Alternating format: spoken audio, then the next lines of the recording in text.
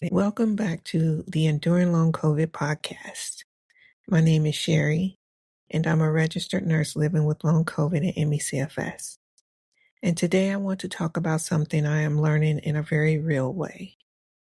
Sometimes in order to live your life, you have to rest through parts of it. That can be a very difficult thing to accept, especially when you've already lost so much time to illness.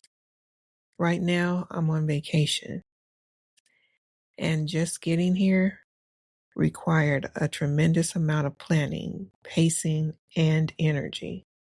Before I left home, I was afraid. I wasn't only worried about whether I had packed everything.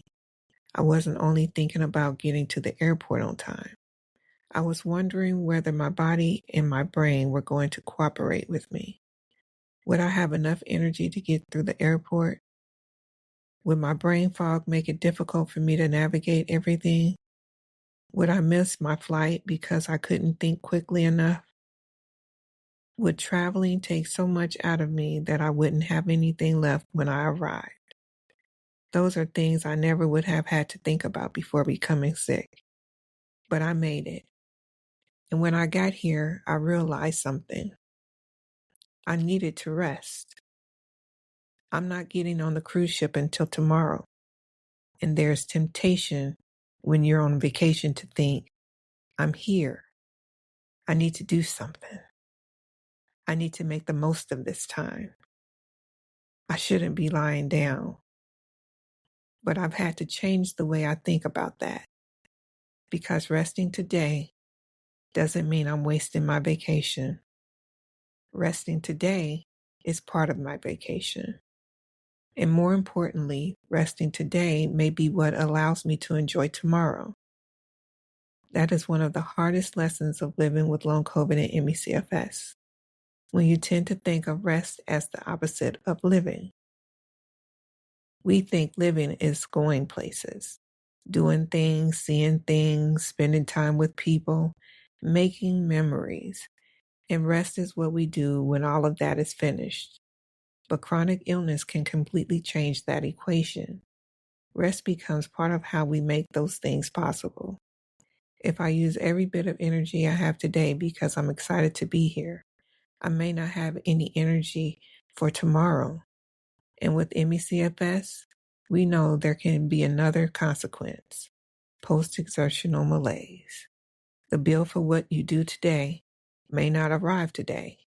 It may arrive tomorrow or the next day. That's why pacing requires thinking beyond the moment you're currently in. I can't only ask myself, can I do this right now? Sometimes I have to ask, if I do this right now, what might it cost me later? That is a completely different way of living. And I know some people listening to this understand exactly what I mean. Maybe you're not on vacation. Maybe you have a family gathering this weekend. Maybe your child has something important happening. Maybe you have a doctor's appointment. Maybe you want to go grocery shopping. Maybe you simply want to take a shower and cook yourself something to eat. Whatever it is, sometimes the activity itself isn't the only thing that requires energy. Getting ready requires energy. Traveling requires energy. Being around people requires energy. Talking requires energy. Noise requires energy. Making decisions requires energy. And then getting back home requires energy. That's why I've started thinking about rest differently. Rest isn't something I have to earn after I've done enough. Rest is something I may need before I do anything at all.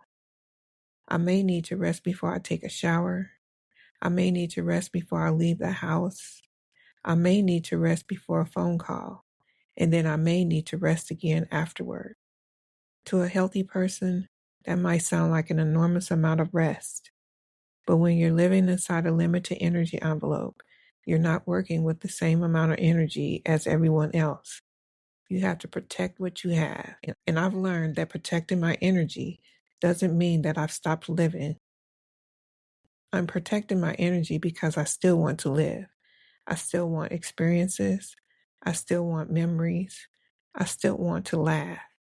and I still want to see beautiful places. I still want to spend time with people I love.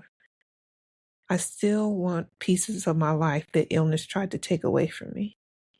I just can't always reach those things the way I used to.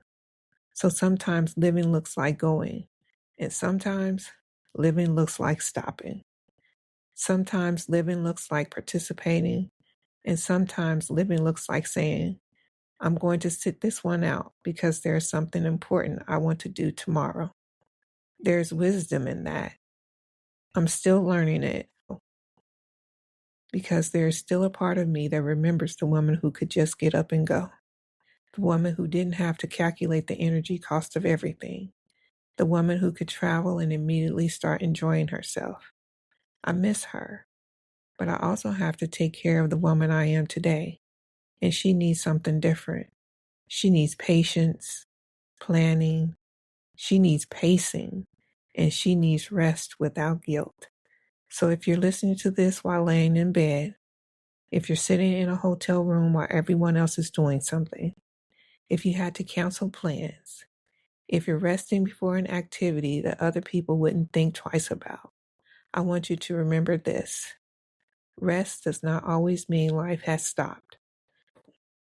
Sometimes rest is what makes the next part of your life possible. I'm resting today because there are things I want to experience tomorrow, and I am learning that I don't have to apologize for that. This is how I live now, not by pretending I have unlimited energy, but by taking care of the energy I actually have. And maybe that's what pacing ultimately gives us.